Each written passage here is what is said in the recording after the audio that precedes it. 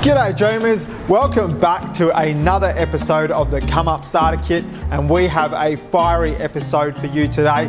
If you've ever thought about becoming a blacksmith, well, in this episode we are going to learn everything about becoming a blacksmith. Now we're going to go meet David Wood, who is a renowned blacksmith. Let's go say hello.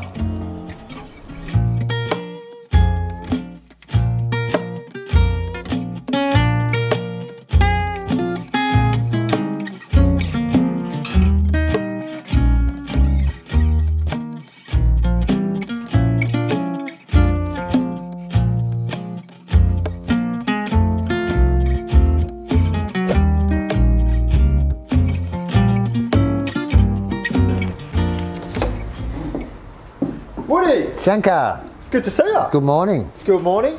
Thank you so much for jumping on board the Come Up Starter Kit. Not a problem at all. Now, Woody is a blacksmith and the founder of Bent Metal. Woody, what is Bent Metal? Bent Metal is a little blacksmithing shop down in South Melbourne. It was set up in the early 90s as for me to explore my sculptural practice, but now we create a lot of larger pieces around town. We work primarily in steel, creating gates, architectural features, sculpture, and anything else people throw at us, really. Very good. Now, Woody, for people that may not know what a blacksmith is, what is a blacksmith? A blacksmith is someone who heats up steel and hammers it in the fire and makes things out of it. We're called blacksmiths because we work in iron, which is primarily a black steel, and we get very black when we're working in it, as opposed to a silversmith or a goldsmith or a bronzesmith. So it's someone who just works in iron, basically. Very cool. Now, Woody, interestingly enough, you actually studied mathematics. I did. As a kid, I was always interested in art and sculpture and always loved making things. I also wanted to be an architect for a long time, but I was sent off to school to study mathematics like lots of people were in the 80s to discover computers and that sort of thing. But I always kept practicing my art practice. The school I went to had quite a large art school as well, so I always found myself in the art classes and hanging out with the art students. And then after school, took up blacksmithing as a bit of a hobby, went and did a little course with a few different teachers, worked under a Swiss-German blacksmith for a little while, and then basically just sort of grew from there and took up my own business and started from there. Amazing. Yeah. Now, you've actually worked with some amazing clients, L'Oreal, RM Williams, and you've also done the gates at St Kilda Botanical Gardens. Yeah, that's right. I did those about 10 years ago now. That was a lovely project to work on. They're heritage listed, so they're going to be there for time immemorial. I've done quite a bit of work around St Kilda. I did the large sculptural piece that's in Ackland Court there as well, and the Smick Rocket, the gates for the veg out gardens down there. The public works are probably the ones I'm most proud of. I recently did a piece down in Elstonwick Park that was a sort of rotunda piece, sculptural piece down there. Lots of gates for domestic clients around St Kilda as well, and entered a few art prizes. I currently have a sculptural piece down in the Montalto Sculpture Prize down in Red Hill, and that just won People's Choice Award. So yeah, it keeps me busy. Doing some amazing work. Yeah. Very good. Now, I'm seeing a whole lot of drawings behind us and this amazing desk. Yeah. What is all this? Well, this is basically where I start my design process. All my work starts with drawing, pencil and paper. I don't do any CAD design or anything like that. Right. I sit down with clients, I work them through the process of what I'm doing. We talk about design, we discuss different things, and then I basically just put my pen to paper and start drawing and design that way. Oh. Yeah. And so what is the process? So a client will come to you and say, I've got an idea, and then you sort of draw it out? Yeah. I will sit down and with them usually, or go visit the property and have a look at the sort of things that they like and the architecture of the property and work in with that. Sit down, do a drawing. I'll then sort of move to a 1:1 scale drawing, which means I draw the piece full size so that I then have a template to work off when I'm actually forging the piece. Okay. And with larger sculptural pieces, I usually work with a marquette. so I'll make a smaller model of the piece itself. Okay. For example, this one behind you here is a sculpture I did a couple of years ago now. That's out in Donnybray, out in the northern suburbs. Right. So this is sort of a smaller work to help me explore the piece itself, Right. and then sort of develop a process of making the piece. Yeah. Perfect. Yeah, so that's how things come to fruition. Lovely. Now, in the next segment, we're actually going to do some forging. Yeah, we're going to get downstairs and get dirty. And get dirty. Yeah. Can't wait. Join us in the next segment while we learn the art of becoming a blacksmith.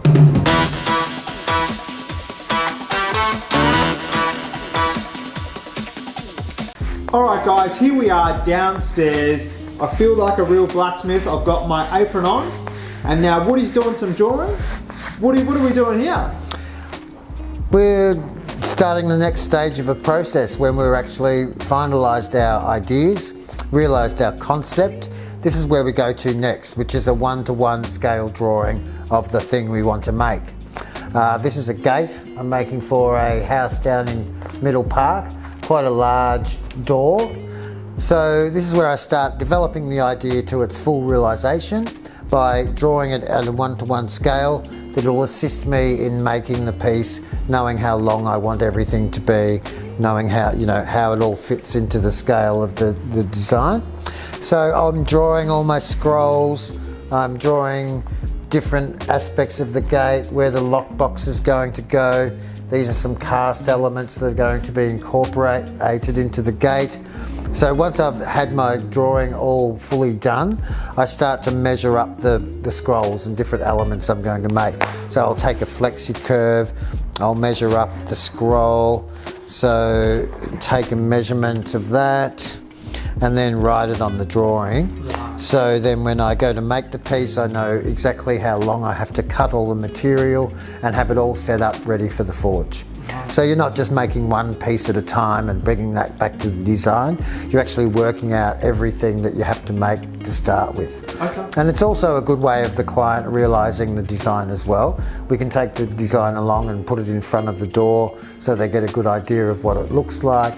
You can make any changes you want to make before you start actually forging it, so you don't have to cut it all up after it's made.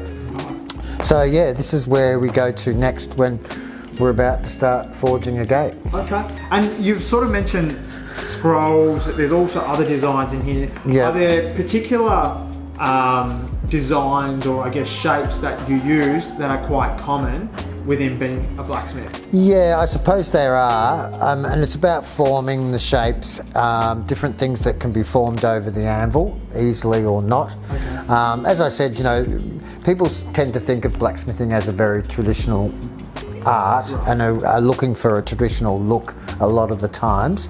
I like to break out and be a bit more modern, but this client is very particular about the sort of gate he's looking for. And it actually does go back to a lot of mathematics as well. Creating a scroll is I see it as a very mathematical exercise. It's not just a bent piece of steel, it has particular mathematical properties to it. Yeah. So I suppose that's one way that sort of training comes into my work as well. Now Woody, what are some tricky parts when it comes to the drawing and designing aspects here that we find today? I suppose it's about getting your measurements right, getting everything, because you really want to be economical when you're cutting your steel, and you really want to be economical when you're forging as well. You don't want to be going back and forth and saying, oh, that scroll's not quite the right length, or that piece of steel's not quite the right length. So it's about making sure you've got everything documented at the right size, at the right place, how many scrolls you need, how many pieces of steel you need. So then you can go away and order your steel, and so you're not sort of over-ordering or under-ordering. So it is about just making sure you draw everything that you need, everything at the right length, make sure you have it all documented. You don't want to go to the forge and start forging and then work out, oh, I need another scroll or I need another metre of steel. So it's about making sure you've got everything accounted for when you start working. Yeah, very good. Okay. Yeah. And then what do you think are the favourite aspects to this particular component within the process? I really like drawing, yeah, and creating and designing is one of my passions and my favourite things about the trade. So, you know, I really enjoy just drawing at this scale. Yeah. You know, I find it a really fun thing to do. Yeah, and I really enjoy presenting these ideas to the clients, giving them the opportunity to have their own input, changing things if they want to. Yeah, it's a really nice part of the process. So Woody, there are different niches in actually being a blacksmith? Yeah, definitely. I'm always asked the question, oh, do you shoe horses, when I tell people I'm a blacksmith, but that's not what I do at all. Many people think blacksmithing is making knives. There's also tool makers, but I'm what's called a Kunstschmied in German, which is an artsmith. So my work is primarily and always about design, art and creative pieces. Perfect. All right guys, what we're going to do now is from Woody's design, we're going to go down to the forging process to see how we're going to make this into a wheel.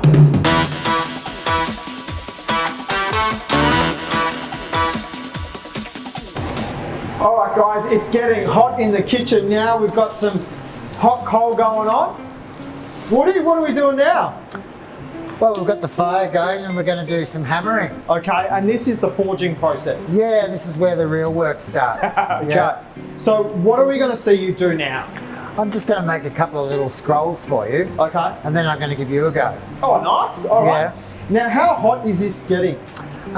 This burns at about 1200 degrees or above 1200 degrees. Okay. That's about the heat that steel starts to be malleable. Okay. You can see it gets quite soft once it's hot. Right. It'll bend really easily. You know, Right. like we think of steel as a really hard material. Yeah. But once it's hot, it is actually quite malleable. Okay. Yeah. Right. Yeah. And can it ever get to a point where it's too soft? Yeah, it does. It'll melt. Okay. It'll burn. So Right. you might actually see some burn today if I leave it in the fire too long. Yeah, right. Okay. So, you know, I'm just going to start hitting it, and that's what forging is.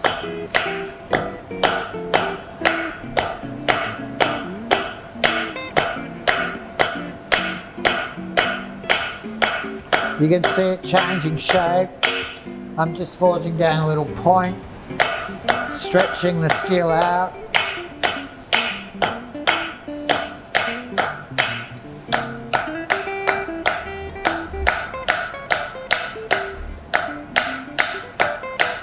And then I'll start rolling it into a scroll.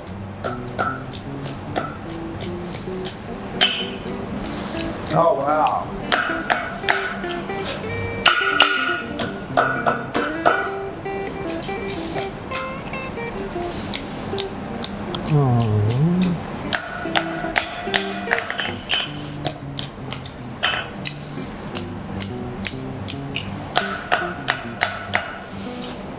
So, Oh, wow.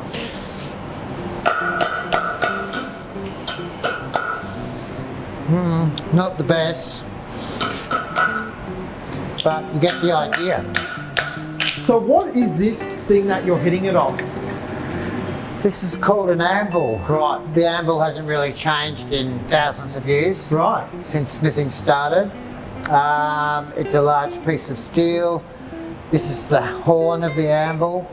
These are different holes, the Pritchard hole for different tools, for shaping different bits of steel in different bits of ways. Right. Yeah, so the hammer and the anvil is one of the earliest pieces of, you know, engineering equipment, really. Yeah. Yeah.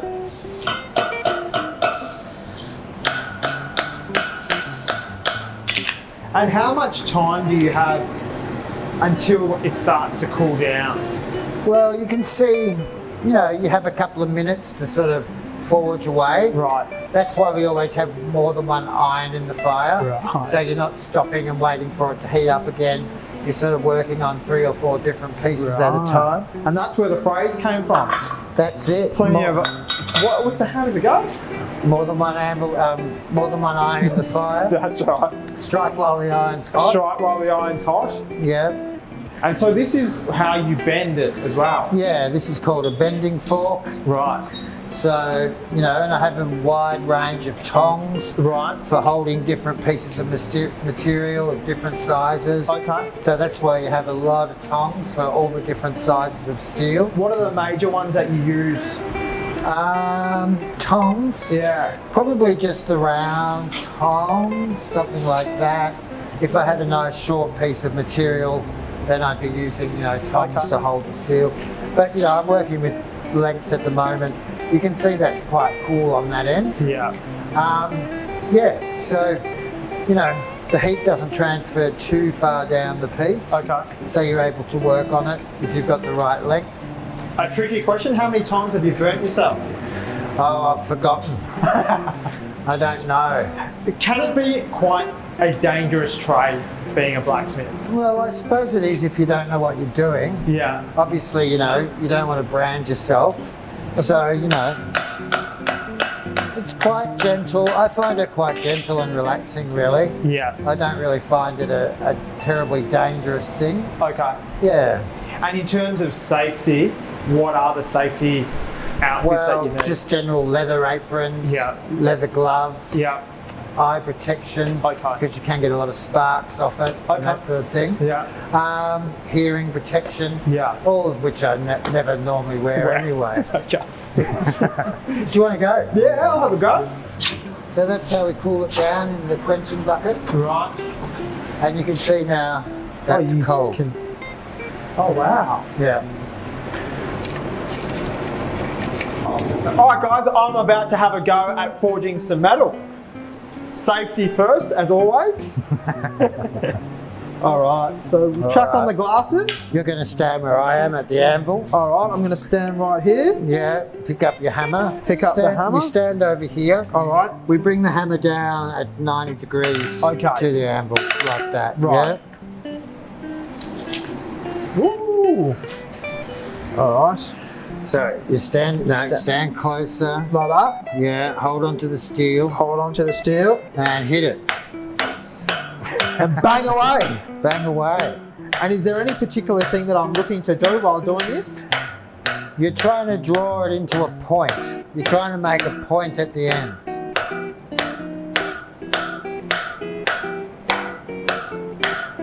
How's it feel? I feel like a real man.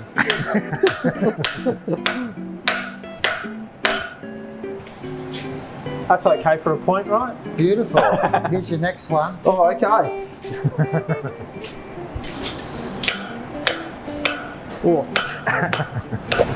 All right, guys. Woody is going to show us an important tool called the power hammer. Let's go check it out. Woo, it's hot in the kitchen here.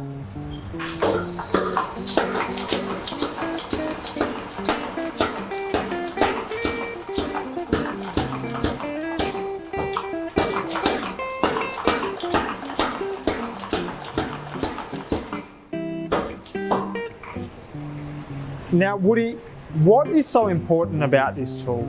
It gives us a lot more time to work with the steel, works faster, harder. So, just eases it up on the arm a bit and makes the work a little bit more fun.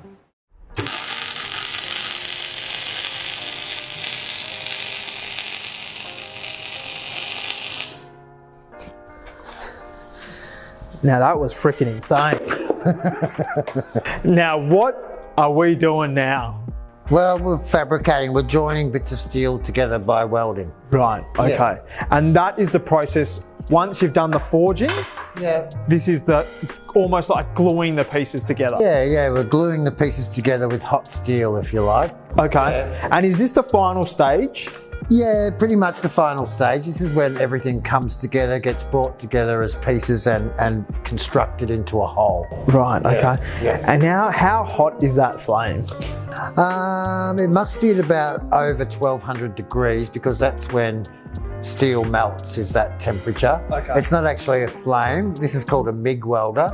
So this is using electricity to create the heat. Okay. And it's feeding wire down the gun onto the steel, heating it up with electricity and melting all the steel together. Okay, and now how important is one of these bad boys? They're essential for welding. You can't look at this without one. Yes, because you can actually go blind. Well, you can, yeah, if you looked at it for too long. Right. If you even just get a flash of it, like if you get a really bright light in your eye for too long, you'll get what they call welder's eye, which is just a really sort of itchy burning of the irises and that sort of thing. Yeah. So no, you can't do this without a helmet. Okay, cool. Yeah. Now there's also a whole lot of tools behind us. Yeah. How do they all play into part when it comes to the last piece of the puzzle?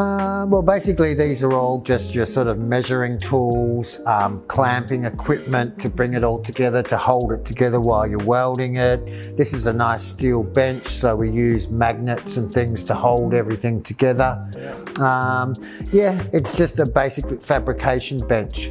Okay. Now, for people that may be interested in actually becoming a blacksmith, but not knowing how to actually go about it, what would be some advice that you would give them? Just to get started, really. To maybe find a hobby group. There are a few sort of hobby groups around Melbourne who have courses available. There are no really schooling anymore. There's no apprenticeships that you can do in blacksmithing. There used to be a large apprenticeship school that actually my grandfather taught at RMIT. Right. So you used to be able to do it as a trade and do an apprenticeship, but not so much anymore. So it is about finding people that do it, getting out there and giving it a go, really. You can sort of set up a basic blacksmithing shop yourself. You can use gas to heat the steel as opposed to coke. You don't really need a big coke forge to start some really basic things. But it is one of those trades that you do need a reasonable amount of equipment to get started with. So I would suggest going out and finding somebody that does it and asking them if you can, come in and have a go. There are schools in Germany, over in Europe. They have sort of a large culture around smithing and metalwork. Okay. I'm not suggesting anyone's going to fly to Germany just to learn how to smith. Right. But I think if you really want to do it, there are ways of finding people that can help you learn the trade. Now you mentioned that try and find someone. You actually worked under a renowned blacksmith. Yeah. How important was it to have a mentor? Oh, it was amazingly important. Yeah. I mean, he was an amazing tradesman and had third generation smith, so he'd learnt under his grandfather. Some of those skills just simply don't exist anymore. A lot of them are being lost because there's just not enough people doing the trade. Yeah. Really important to meet someone that was making a living out of it, doing really important work around town. He was restoring a lot of the old metal work in places like the Block Arcade and places like that. So it was really crucial for me to actually meet him. Right. And, discover the trade through him, yeah. Okay. Yeah. And what would you say are the difficulties at the end stage when we're doing the welding part or the fabricating part? It's basically nutting out how things fit together. Yeah. I suppose in traditional smithing, they would not have had electronic welding. Electronic welding's only been around in the later part of the earlier part of the 1900s, say late 1800s. Yeah. So originally things were all riveted together, hammered together. You can forge weld, which is about putting the steel in the fire and hammering it together using different fluxes and that sort of thing. What's riveting? Riveting is drilling two holes, joining pieces together and putting another steel and joining it together with another piece of steel. A lot of things like the Sydney Harbour Bridge, the Eiffel Tower, they're all riveted together. There was no sort of welding back in those days. So welding is quite a modern technique, if you like, in bringing metal together. Yeah. And is there a certain skill set that someone will sort of develop, or are there any tips that you would provide someone when it comes to welding? Welding is something you can go do an apprenticeship in. Okay. You can be a boiler maker. Yeah. So you can learn welding pretty easily. Yeah. And you can buy a welder and start fabricating things together in your backyard, in your shed. But again, it's sort of a bit of a diversion from blacksmithing, but a modern blacksmith really utilises everything, that's available to bring the pieces together. Yeah. Use all the tools that they can in their craft to their disposal. Yeah. Very good. Yeah. All right, guys, in the next segment, Woody is going to teach us his top 3 tips if you are looking to become a blacksmith. I'm Woody from Bent Metal. My top 3 tips if you're looking to become a blacksmith are: tip number 1, seek out some hobby courses. I know they do them over at Waterside Forge in Footscray. Tip number 2, look for a local blacksmith and see if you can go help out or get an apprenticeship. And tip number 3 is to just follow your passions and keep sticking to your art. Alright dreamers, I hope you had an amazing day here at Bent Metal with Woody, learning how to become a blacksmith. We'll catch you on the next episode of the Come Up Starter Kit.